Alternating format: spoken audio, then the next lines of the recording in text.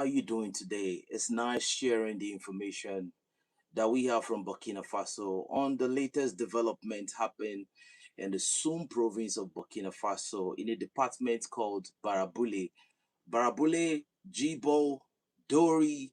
This particular environment is around a province in Burkina Faso called the Sum province.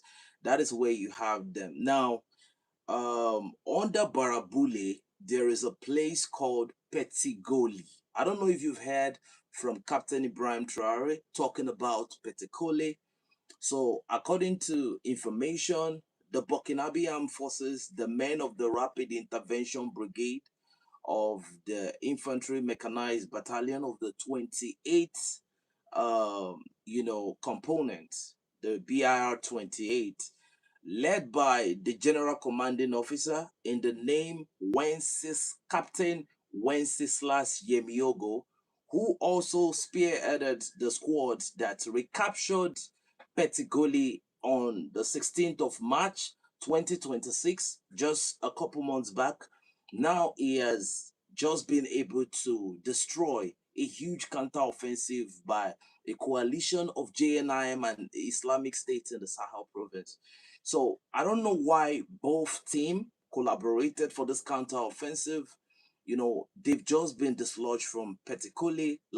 And before now, Burkina Faso had operational presence in Barabuli.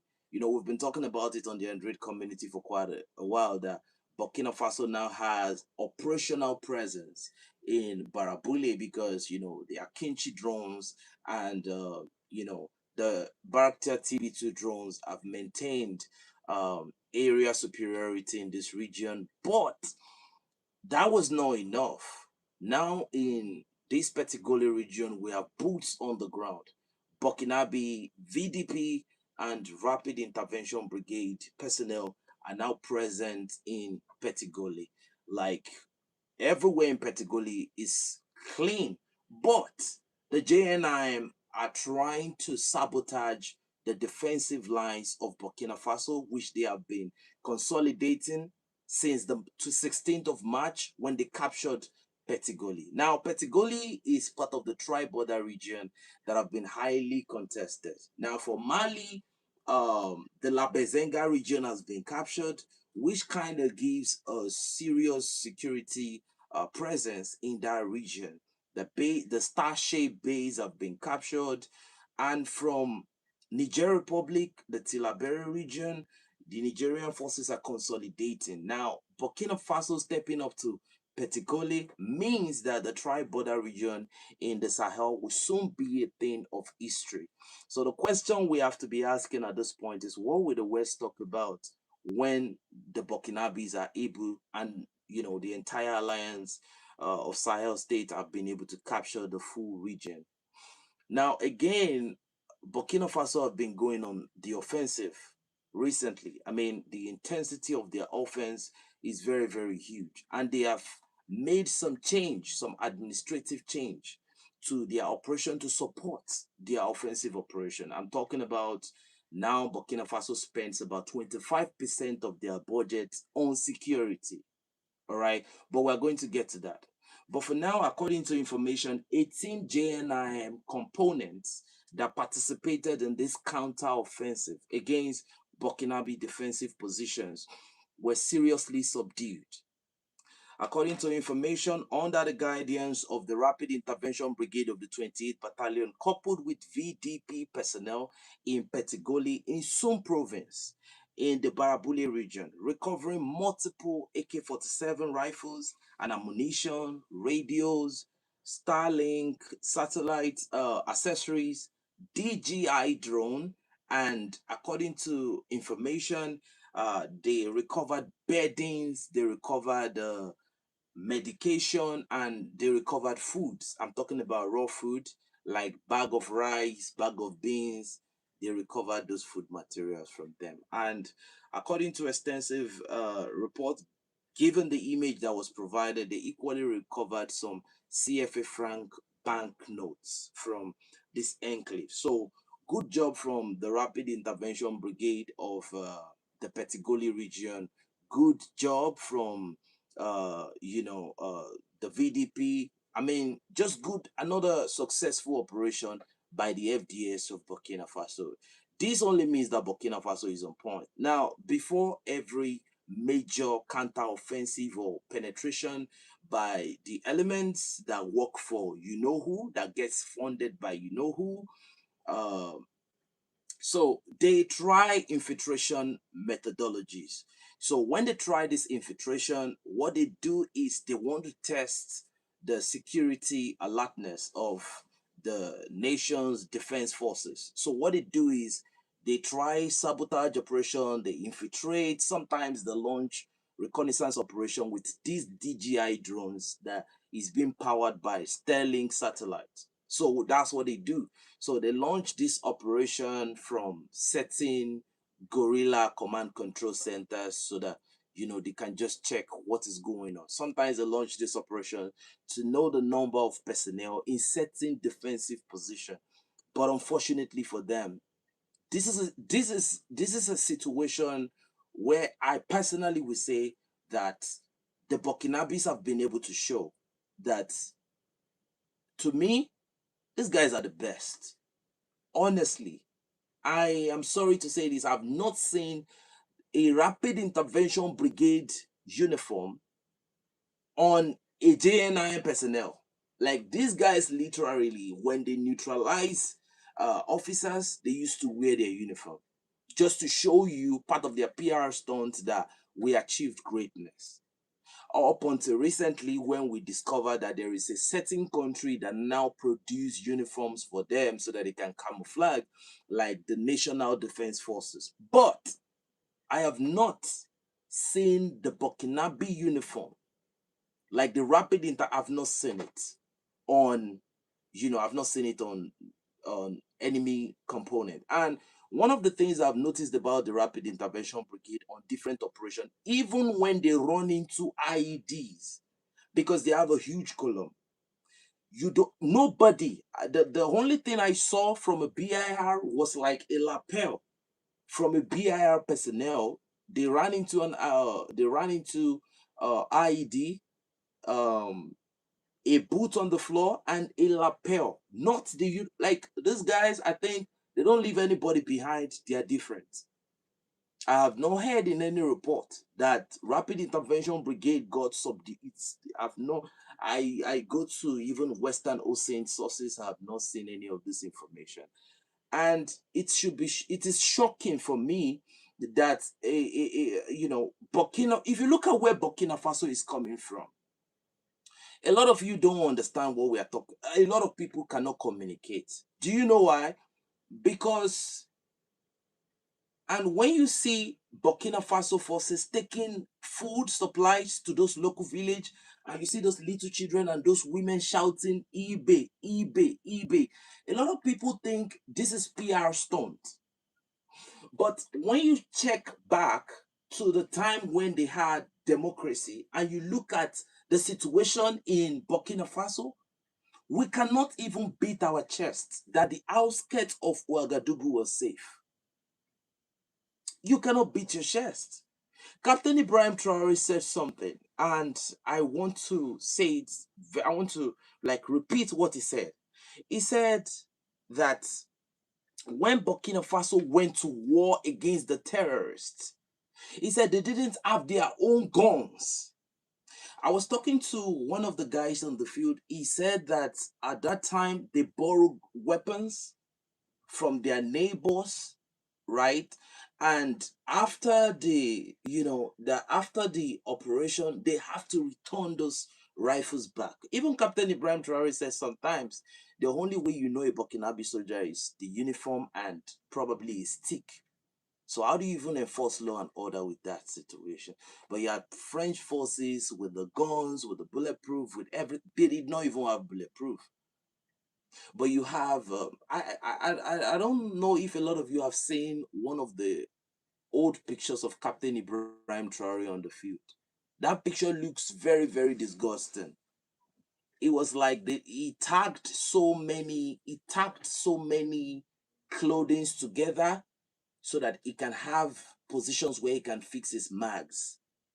like if you look at what he looked like, if you look at a Burkinabe soldier as at that time, you cannot really differentiate if the JNIM is coming. Like you cannot differentiate who the soldier is and who the JNIM is.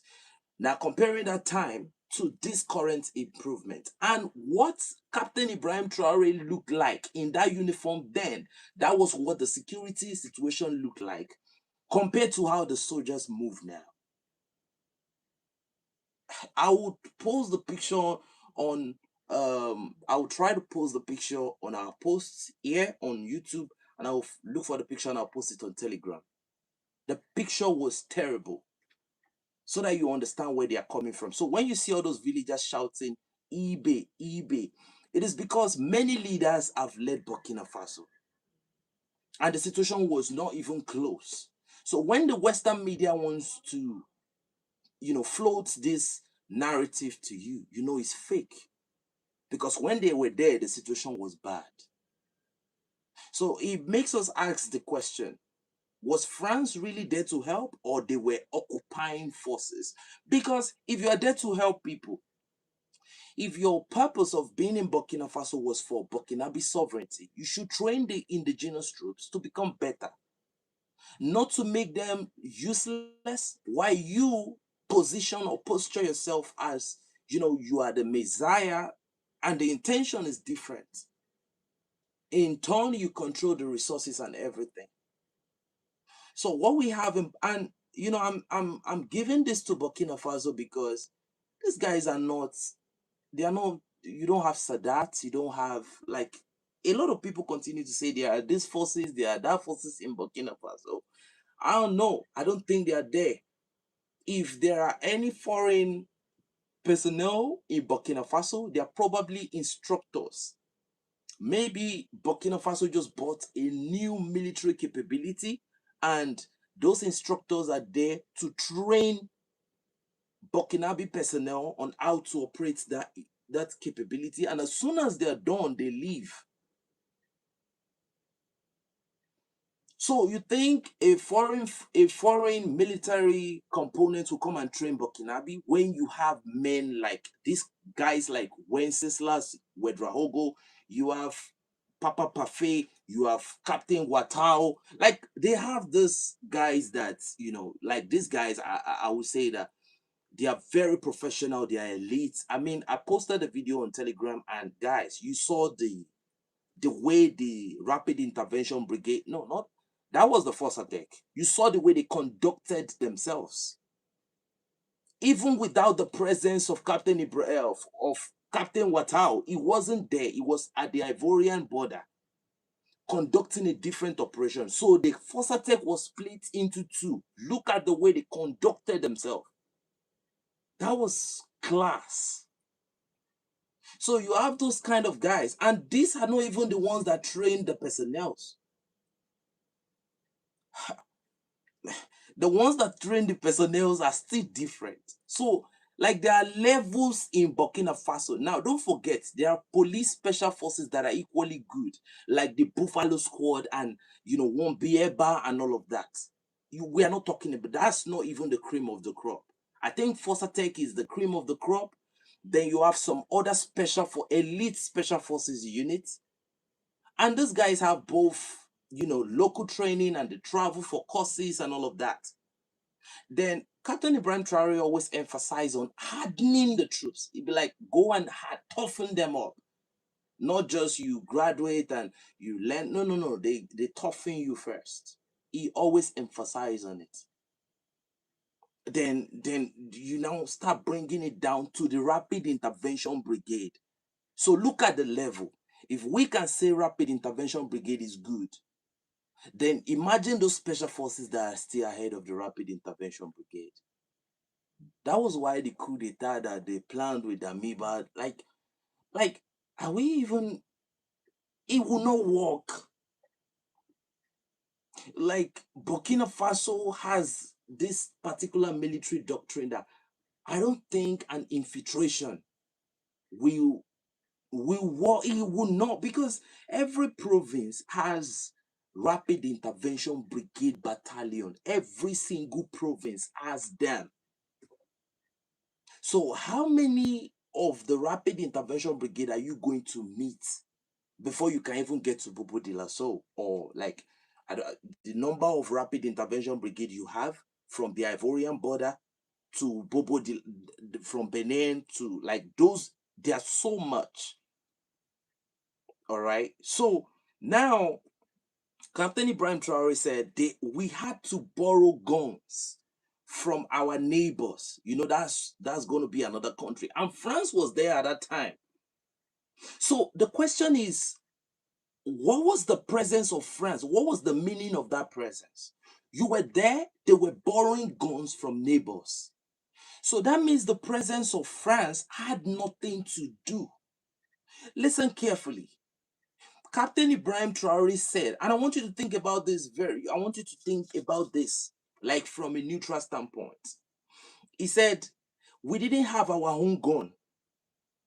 We had to borrow weapons. And after the operation, we had to return the weapons. You know, now here's this is where the story becomes unprecedented, because 3 years ago, Burkina Faso, from 3 years ago, they were in shambles. And now the same people that had to borrow AK-47 and probably some shotgun, now they are flying the Turkish Bayraktar Akinci drone. In 3 years, that's what good leadership can bring you. Not to even talk of the development, the infrastructural development, which is seriously unprecedented. You know how many high capacity stadium they have built under Captain Ibrahim Traore.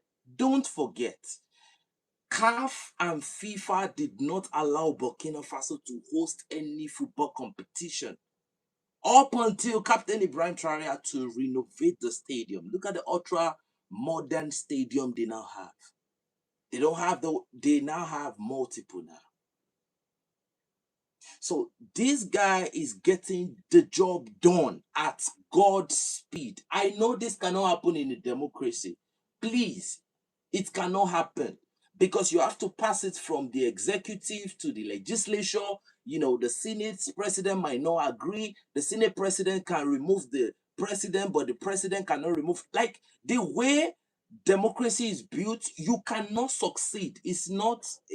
Look, show me one democratic president that is succeeding. Like Burkina Faso is developing. We can call it a developing country now. So some countries are already developed to a certain level in Africa, most especially West Africa. Like Nigeria, if you look at some of the infrastructure, the road and all of that in Nigeria, it has been built a long time ago. There are some places in Nigeria where the road is already forgotten. Not everywhere in Ivory Coast has paved roads. Not everywhere is developed. Not everywhere in Benin Republic is developed, right? So if you look at Burkina Faso they are like carrying out road development almost in every part of the country. They prioritize developing the road in rural settlements. Why? They prioritized it. And the reason is because they said they want a situation where the produce, the raw materials, the farm products and they gave the farmers free transport equipment like motorcycles. I don't know if they subsidized it, but Captain Ibrahim Traore bought so much of this, including tricycles, so that they can transport their goods to the city under heavy security presence. So this is a vision. I believe every country always have this type of people that used to come. I don't know how God does it, but this type of president usually come once, I think once or twice in maybe our lifetime. The people that witnessed Thomas Sankara, I believe they must be old right now. They must be very old right now. So Captain Ibrahim Traore is the man that, in this our own lifetime, you know, we have been able to witness this man, and we are saying that Captain Ibrahim Traore is phenomenal. It's nothing different from phenomenal. Some DRC had Patrice Lumumba and they threw the chance off. Now look at the situation in DRC now. Don't forget you had Lumumba. I don't know if DRC will ever, I repeat, ever have another person that meets that standard. So when people take Captain Ibrahim Traore's case, when they take it personal and serious, it is because these revolutionary leaders don't come often. They are not being produced by democratic structure. They are being produced through revolution, sometimes through democracy, but I don't know if, I don't know. So, ladies and gentlemen, this is unprecedented. Now they are, according to information, Burkina Faso just recently allocated 5.7 billion CFA franc for new security equipment. That's in 2026 now, as things are going right now.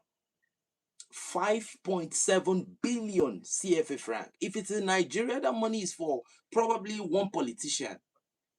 Like they will not buy the equipment. Nigeria went to buy second-hand armored vehicle from, have I forgotten this country? I think Belgium. They wanted to dispose those armored vehicle that they were no longer good. Nigeria bought the entire batch. It's second hand. But these are information that the mainstream media will try to dumb down. So, I mean, I don't know. But Captain Ibrahim Traore, I don't know.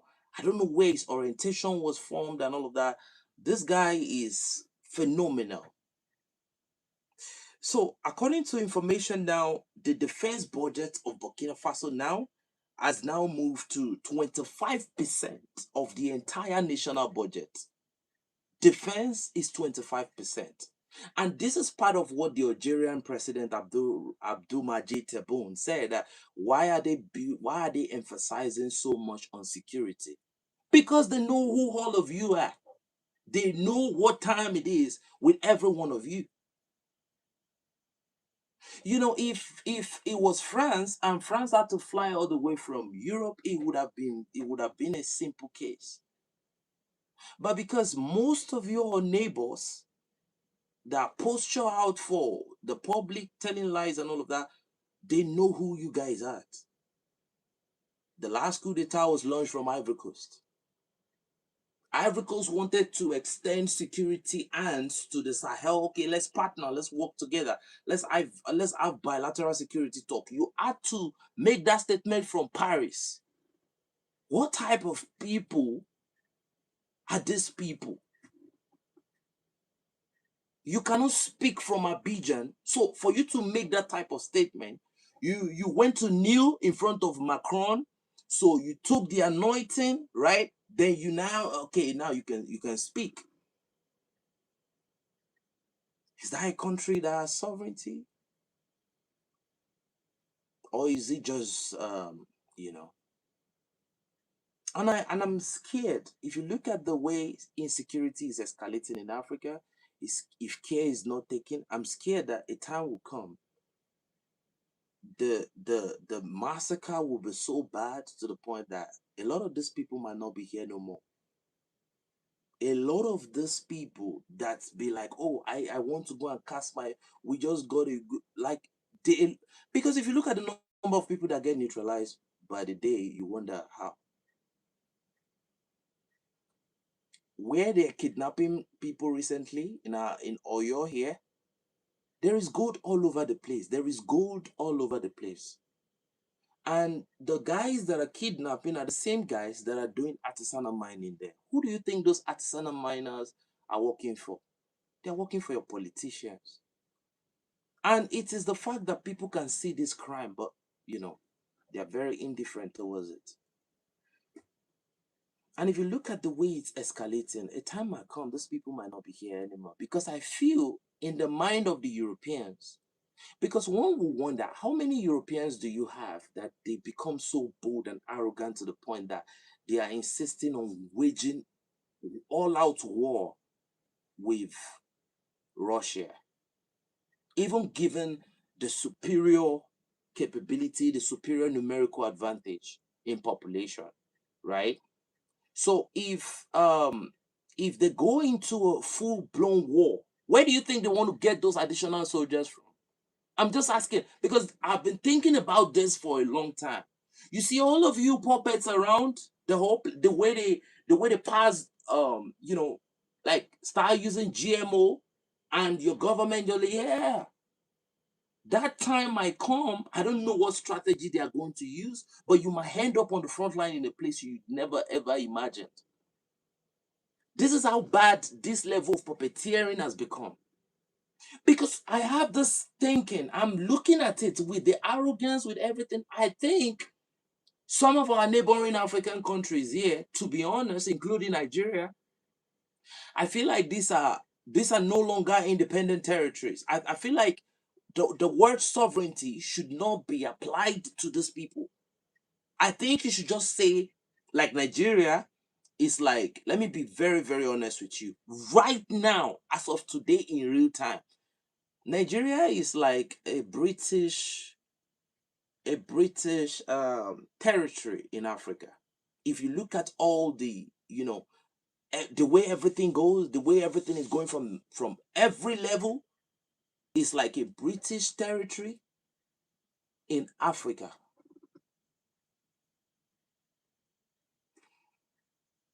And I'm very, very serious. They are making claims, oh, Africans are going to the front line in Russia to fight for Russia. Russia is kidnapping them and all of that. And suddenly Ukraine just said, if you want to join from Africa, don't you know that they are now recruiting Africans to come and fight for them? So if it's Africa that is going to die on that front line, it's fine. But if it's Russia, no. Because they feel that these countries, France only made it very, very bold. France made it so obvious to you that we see the Francophone Afrique as French territories in Africa. This is why they are so petty when it comes to the Sahel countries.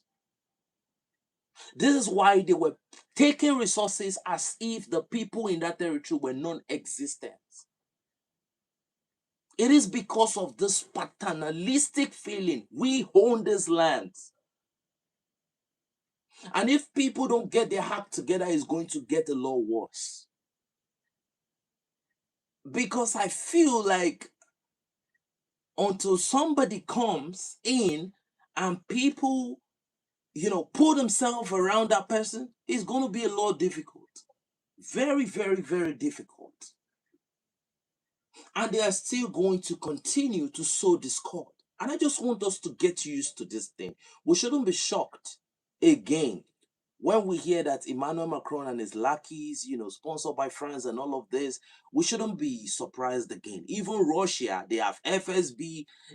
Look, all the top developed countries, they have intelligence agency, like for years and years, that see certain country as complete enemy.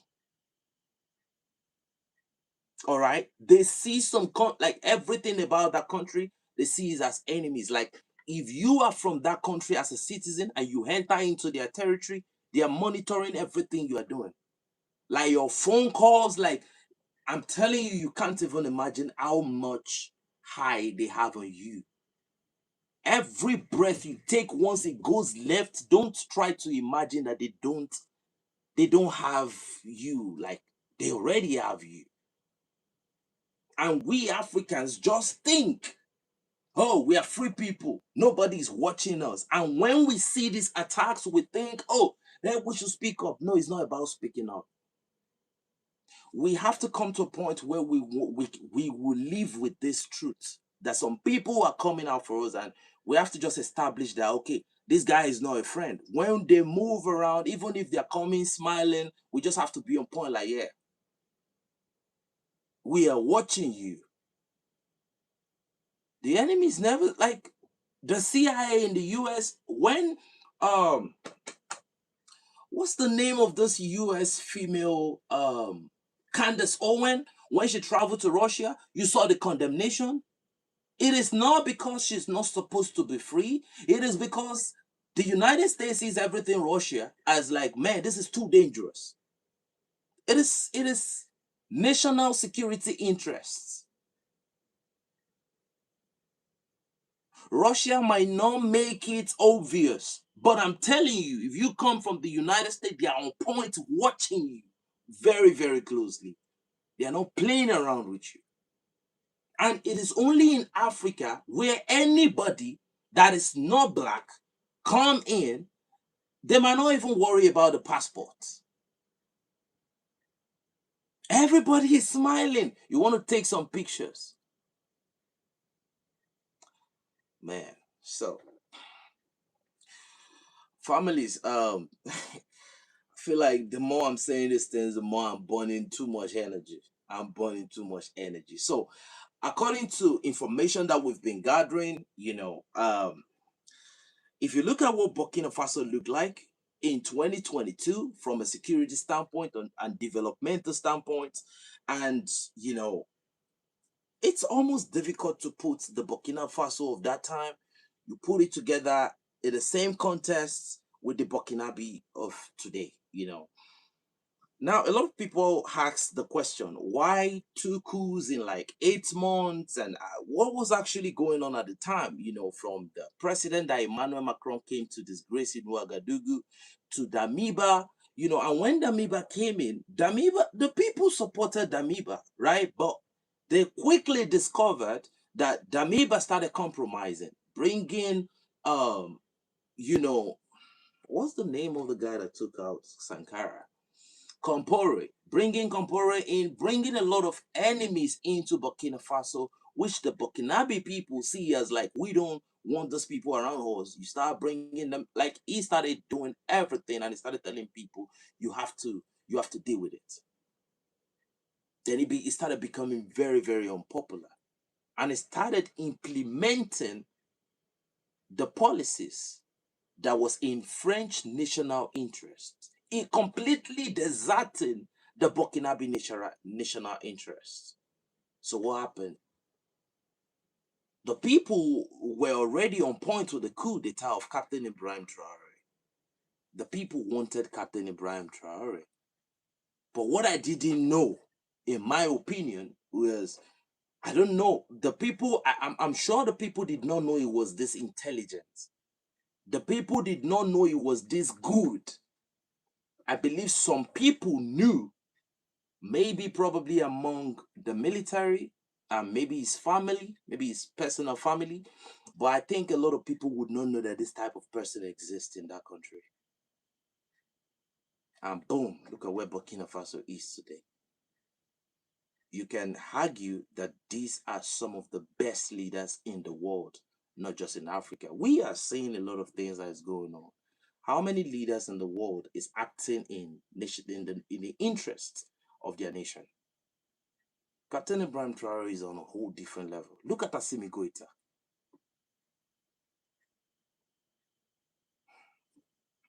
And these three presidents are putting in serious work, enormous level of work. And for you to be at the God, I don't want it to be like I'm launching too much campaign for these leaders, but they're just that good. And I don't have a reason um to speak about it because I feel like everybody already know these things I'm talking about. You know, you know. So according to the military information that we have, um, in 2026, all right. I'm going to give update on Sudan tomorrow. I'm going to do an update on Sudan tomorrow. Don't worry, we are going to get there. I promise you, I'll give you the latest update on Sudan. All right, I'll give you the update on Sudan. I promise tomorrow. It's going to be what I'm going to work on. Right. I just said I should get, this particular information is breaking. Now, I get information on Sudan every day, but I do feel like maybe you are not interested. This is why I don't really give. But now that you have interest, I'm going to bring it to your public opinion. So according to information, right, studies show that African countries, okay, 34 African countries, they procured 234 military capabilities, all right, from European countries and from top countries all over the world. Burkina Faso has received 16 Turkish Class 3 combat drones. These are not like surveillance, like not just ISR with offensive capabilities, and these are the TB2 UAVs, Baraktar Kinchi UAVs, and according to information, other UAVs of different class. These drones, they don't just come in a single, like it's there are upgrades over time. There are advanced model where they look at the operational capability and the operational performance and they try to tune up one or two things. And I know a lot of people continue to hear that Burkina Faso they have procured more drones, they have brought in more drones. It's like they are modernizing. Burkina Faso is not sleeping on the capabilities they have. They continue to build up on the capability that they have, and that is why they are dedicating 25% of their total budget, 25% on military development, um which I believe that you know which I believe that other alliance of Sahel states are equally doing. All right. So when France left, what France promised everybody was that, the country was going to be torn into pieces, you know, and they try to reinforce that narrative with their Western stooges. They put in a lot of resources behind the propaganda that these people cannot do anything without our presence. And I think I agree with them, you know, given the intention behind why France was in the Sahel and knowing what they intentionally did when they were present in the Sahel. We all know that the countries had no sovereignty. We all know that there was, in fact, they used to travel out. If it's not in Ouagadougou, they had no electron microscope. And when you want to run hemodialysis, you have to travel to the capital where the road is extremely insecure. Right? And some people will travel to other countries to go and have medical attention. But now it's all completely different. Look at Mali, right? So, I mean, look at Niger. Some things that people said could not happen. It was a desert. Look at what is happening in Niger right now. So, these are the information we have, and this is a manifestation of how Burkina Faso are seasoned out from 2022 to 2026, ladies and gentlemen. We're talking about a country that came from borrowing rifles. Do you know how bad that can be? A country's military, they were borrowing rifles. And after, it is not like they use the rifle for a week. After every operation, they returned the rifles back. And France was there. That was when Traore was in the field. I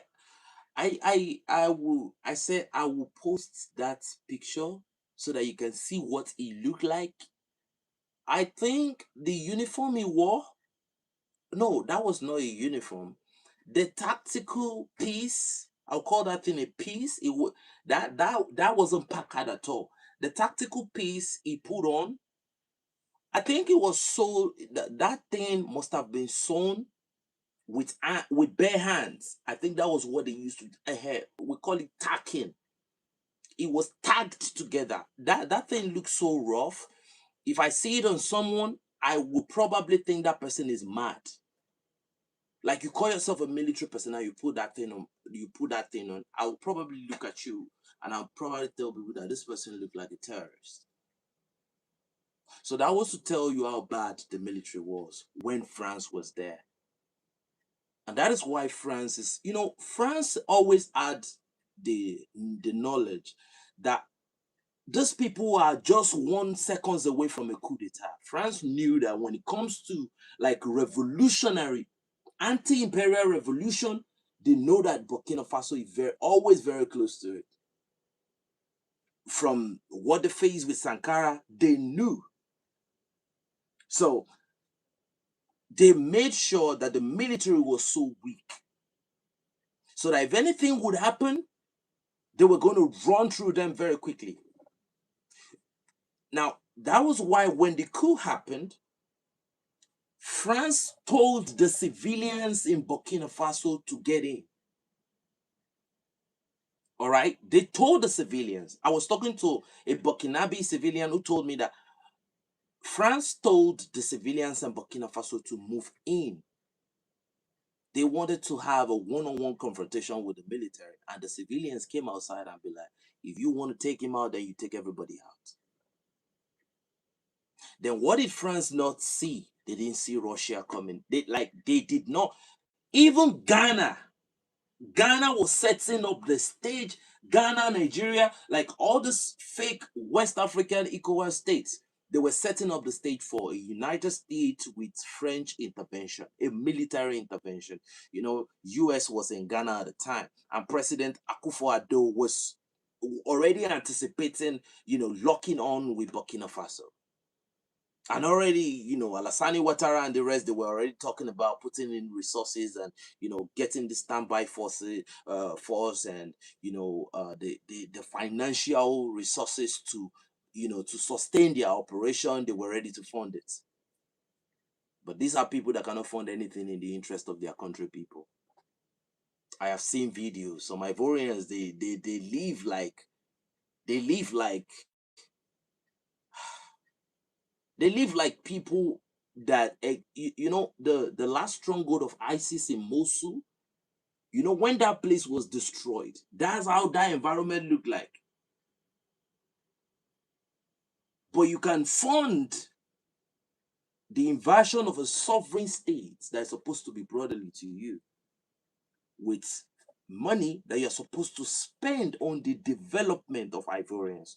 Do you know that Africa is so rich that university education in some countries like my own should be free? I promise you. But even some civilians are part of this problem. Captain Ibrahim Traore has said it multiple times that Burkina Faso is extremely rich. He continues to remind them. So you steal a lot of money from your country, and you keep it in all this European, British owned banking company. That is what British does. The British, that's what they do most of the time. They tell you they control financial institutions and all of that. They help this African president to steal a lot of fund, and they keep it there. Nigeria is still recovering Abacha loot till this day. I don't see it as a loot. I have my own personal opinion about that money. So it is, maybe one day something goes wrong. Assets are always expendable. They will say that, okay, this is the amount of money so president stole. And I believe they are the one that will tell the president that we can help you. We can help you do this. Just do what we say. Follow our foreign policy, our foreign interests. And that's it. So families, this is the information we have from the front line in Burkina Faso. Good job. I got a security update today that there is a position in Kulikoro. This morning, there was a heavy contest between the Malian forces and the JNIM in that position in Kulikoro. So what happened was, I think some local informants within Kulikoro. Now, security is not just the business of the security personnel, right? Um, um, the security of a particular place, most especially in West Africa or across Africa entirely, is the job of everybody. Do you get what I mean? Is the job of everybody.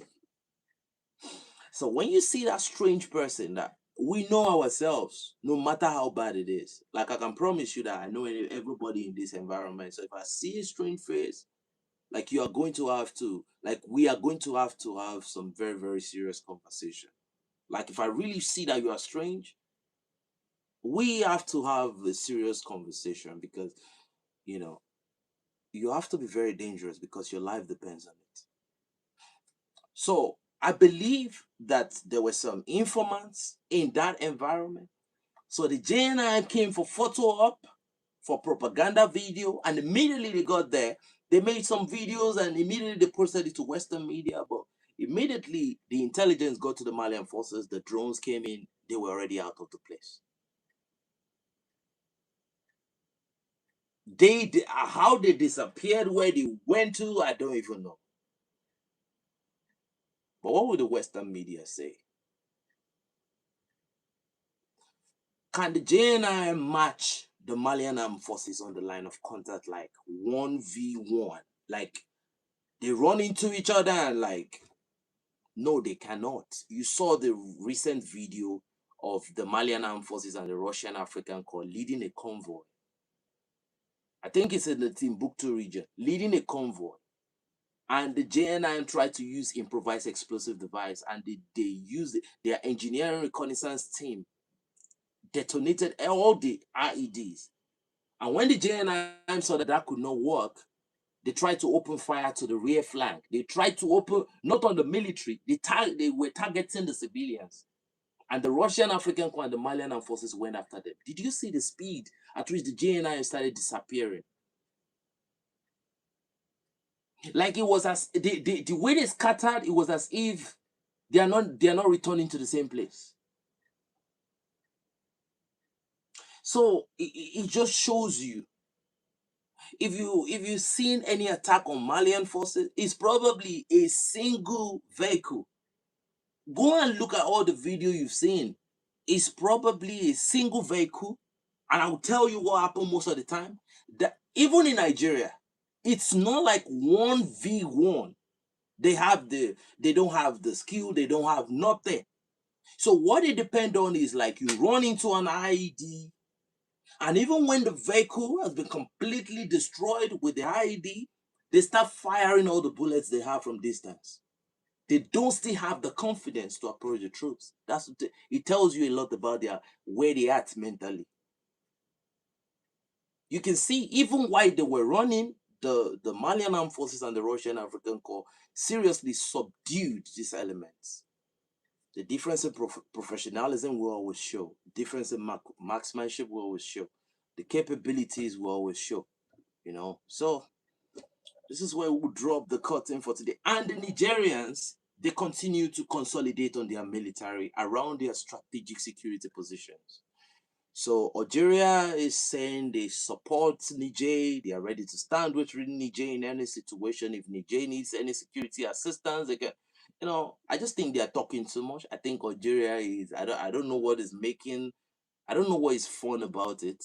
Maybe this their trans-Sahelian gas pipeline train line. I think it's making Algeria really, really too hyped up, and I think they're getting out of character because it is not in their character to be loyal people. It is in their character to be dishonest because you have Iyad Gali. You saw the video on Telegram where the French were saying that Algeria houses a lot of terrorists. You have Iyad Gali in Algeria. You have Amadou Kufa, all right, Imam Amadou Kufa, shuttling between shuttling between Algeria, the Bod Baji Mukhtar, to Ouagadougou in Mauritania. You have them just shuttling all over the place. You either find them in Mauritania, or you find them in Algeria, or you find them in the Fezzan region of Libya, these three countries. And if you look at these people, they are the ones you call the Bedouin Arabs. Go and do your research about even what the Quran, the Islamic religion, they claim that was given to them. Look at what is said about the Bedouin Arabs. It designated them as dishonest people. So don't be surprised when you see the behavior of Algeria when it comes to the national security interest of Mali. You can't trust these people. You cannot trust them. They are not Before, you can always say the West manipulated you, but it has a lot to do with you before you get manipulated. It was in manipulation is your thing before you can say you got manipulated. You've always wanted to be. Maybe you wanted to have more money. It was about, you were about that business before it got introduced to you. So there is nothing like no. He was a criminal before he got into before he got into the job of criminality. He was already a criminal. So from Libya to Algeria to, like, no, they are bad for the books. I don't like. I'm not saying this. I'm not removing. Like, I'm saying this with my full chest. This is who they are.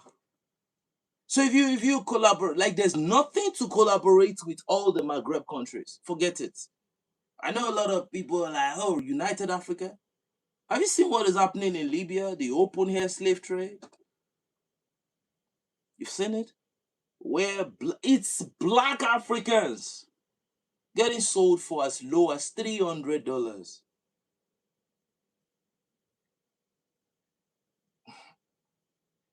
And some of this, the female, oh man, it's a discussion for a different conversation.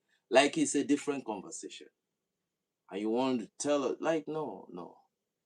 Those are ultra racists. Like, they're not just racist, they are ultra. You know, they were the ones that turned Africa to eunuchs. These people turned Africa to eunuchs. Like, you see, these people, when I hear free this place, free that person, free, I like, don't look, don't even tell me about these people. Every of these elements, they hate blacks, right? But you see, the Arabs is just like, it's out of the conversation.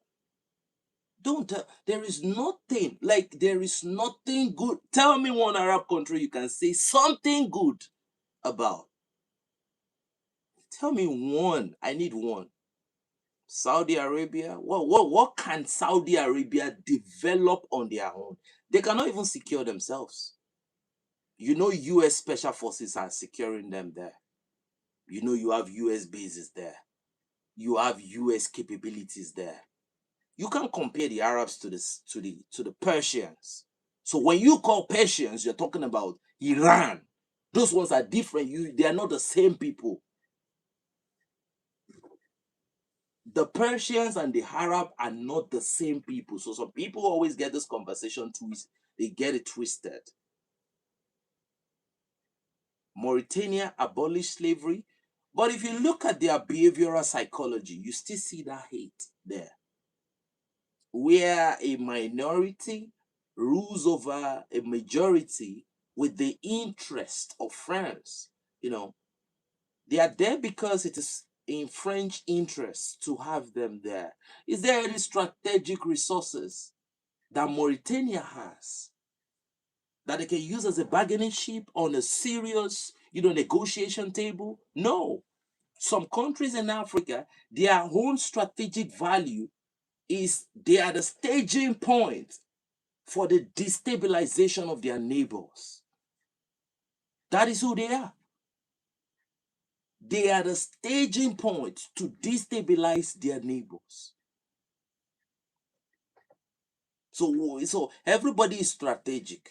But what type of strategic, like, are we talking about? When you talk about Mali, you talk about gold. When you talk about Burkina Faso, you talk about gold. You have lithium and you have other resources. When you talk about Niger, you have uranium, you have gold, you have coltan, you have a lot of rare earth resources, you have oil. Niger is special. You can see the way the Nigerian defense minister was talking to the Beninese defense minister. Do you see the level of confidence in that man? That man was talking. I mean, I think we are looking at this thing from the screen, and it's looking like it's beyond that. I feel the Nigerian people are so confident, like they are so sure about their identity. I think they are so reassured about the fact that they are so rich. Look at how the man was talking. These people know that they are rich.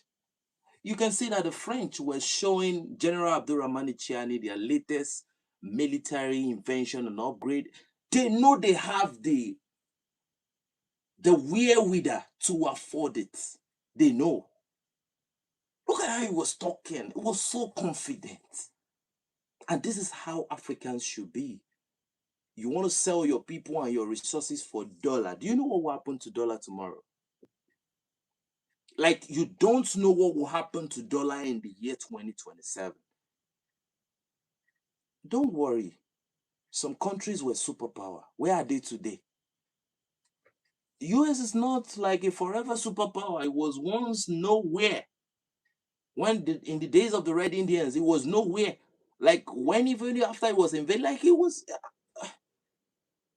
after World War One, then World War Two, it started coming in. After World War Two, it became what it is today.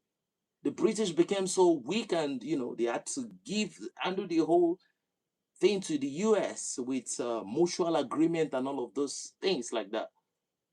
So if you think you can steal your country's wealth, which is the real wealth, and you can hand it over to the West and like they take away the wealth that is going to stay forever without depreciating, and you take dollars, you take a paper. I don't know how some people think, honestly.